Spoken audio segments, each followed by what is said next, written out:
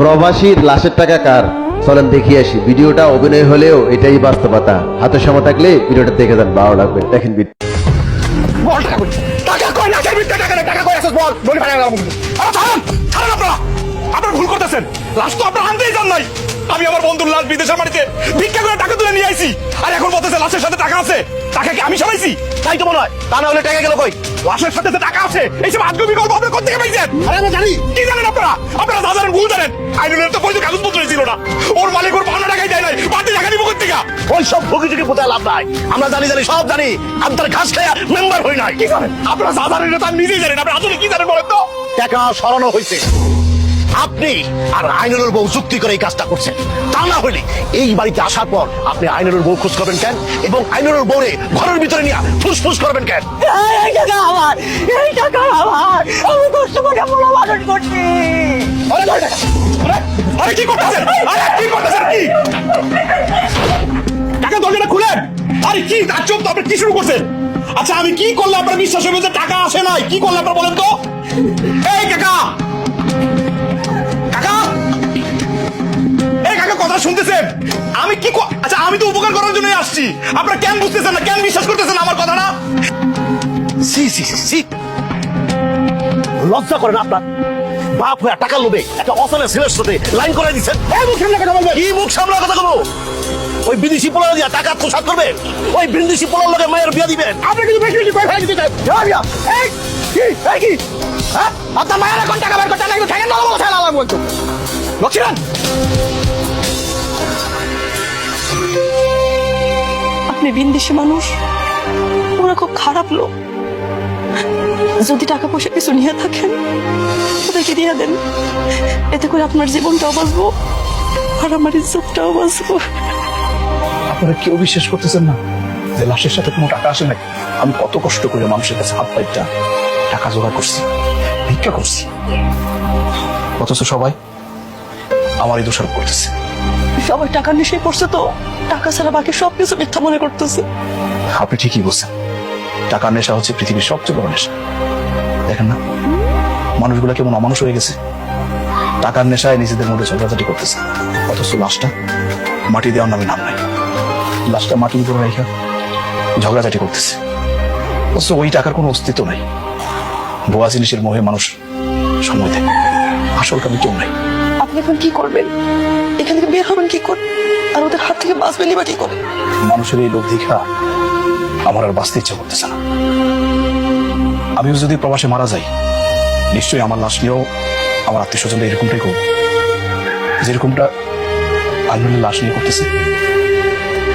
আমি ওই দরজাটা খুলে দিতেছি, আপনি এখান থেকে পলায় যান। পালাই গেলে তো ওরা ভাববো আমি টাকা পয়সা নিয়ে পালাই গেছি। কিন্তু ওরা তো ব্যাগটা খুলে দেখছে, কোনো টাকা পয়সা কিছু ছিল না। আমি মালিক থেকে ফোন দিয়েছি, ভিডিও কল দিয়েছি। হ্যালো ভাই, ভাই সালাম আলাইকুম। ভাই আমি মহা বিপদে পড়ে গেছি ভাই। ভাই আমি যে লাশটা নিয়ে আসছি, এই গ্রামের কেউ তো বিশ্বাস করতেছে না যে লাশের সাথে কোনো টাকা আসে নাই। ওর বাপ মা সবাই ভাবতেছে লাশের সাথে অনেক টাকা আসছে। ভাই আপনি একটু বুঝে বলেন না ওদেরকে, ওরা তো আমার কথা বিশ্বাস করতেছে না, আমার আটকে রাখছে একটা ঘরের মধ্যে। ভাই ভাই আপনি একটু কথা বলেন। এই কাকা, এই যে কাকা, টাকা এদিকে আছে। মালদ্বীপ থেকে ফোন দিছে, একটু কথা বলেন। আপনার সত্যতা যাচাই করেন যে লাশের সাথে কি আইছে, টাকা আইছে না অন্য কিছু আইছে, কি আইছে আপনার প্রশ্ন করেন। আপনারা যা জানতে চান আপনার কথা বলেন, কথা বলেন। হ্যালো, আসসালামু আলাইকুম। আপনারা যে ভাবছেন এটা পুরোটা বানোয়াট। বিদেশ থেকে লাশ আসলে টাকা দেয়, এটা কে বলেছে আপনাদের? আপনাদের ছেলেরা ওইখানে পৌঁছে যেত। ও যা করছে নিজের ভয় করে না। ওরা আপনারা ছেড়ে দেন, লাশটা দাফন করেন। এবার বিশ্বাস হয়েছে তো? লাশের সাথে কোনো টাকা আসে না, প্রবাসী লাশের সাথে কোনো টাকা আসে না। আপনারা প্রবাসীদের কষ্ট কেন বুঝেন না? প্রবাসী মানে কি টাকা? প্রবাসী লাশের সাথে টাকা বাইচে থাকলে টাকা ছাড়া কি আপনারা কিছু বুঝেন না? আপনারা জানেন কত কষ্ট করে এই লাশ আমি নিয়ে আসছি, আমি টাকা ভিক্ষা করে নিয়ে আসছি, মানুষের কাছে হাত পাচ্ছি। দেখেন আপনাদেরকে কে বলছে আমি জানি না যে প্রবাসীর লাশের সাথে টাকা আসে। এই লাশের সাথে কোনো টাকা আসে নাই, প্রবাসী লাশের সাথে কোনো টাকা আসে না। কেন বিশ্বাস করেন না আপনারা? প্রবাসী মানে কি টাকা? লাশের সাথে টাকা, জিন্দা থাকতে টাকা, গেলে টাকা ছাড়া কি আপনারা কিচ্ছু বুঝেন না? আমরা কত কষ্ট করে বিদেশ থেকে টাকা পাঠাই আপনারা জানেন? ওকে আমার কেউ, আমার রক্তের কেউ, আমার ভাই, আমার বন্ধু। আমি শুধুমাত্র আমার বন্ধুর দায়িত্ব পালন করছি। আপনারা জানেন আমি কত কষ্ট করে টাকা উপার্জন করে মানুষের কাছ থেকে টাকা হাত পাইতে আমি লাশ নিয়ে আসছি। আসার পর আপনারা কি শুরু করছেন? টাকা কই, টাকা কই, টাকা ছাড়া কিচ্ছু বুঝেন না। এই একটা লাশ আপনারা ফালাই রাখছেন, দাফন কাপড় করার ব্যবস্থা নাই, খালি টাকার সন্ধান করতেছেন আপনারা। আমি কত করে বলতেছি আপনাদেরকে টাকা নাই, টাকা নাই, টাকা আছে নাই, তারপরে বিশ্বাস করেন না আপনারা। আপনারা মানুষে মানুষ মনে করেন না, প্রবাসীরা কি মানুষ না?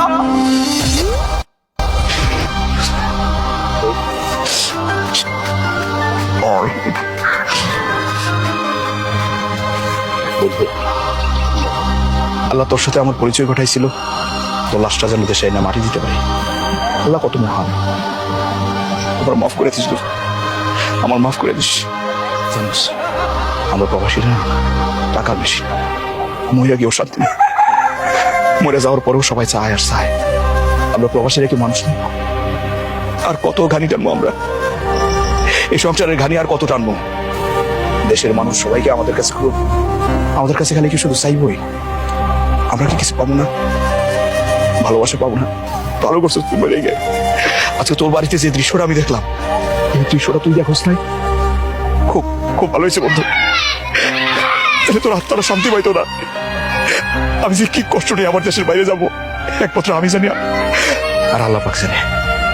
এই দৃশ্য যেন আমি আর কোনদিন না দেখতে হয়।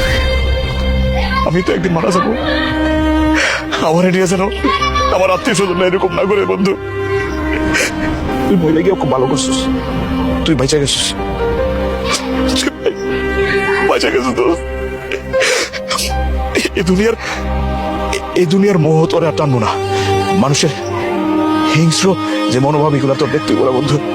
তুই যদি দেখতে চাই তুইও আমার মতো এতটা কষ্ট পাইছি, ভালো হয়েছে তুই চলে গেছিস এই মোহ চাই না, দুনিয়া চাই না। আল্লাহ তোরা শান্তি দিক, শান্তি দিক।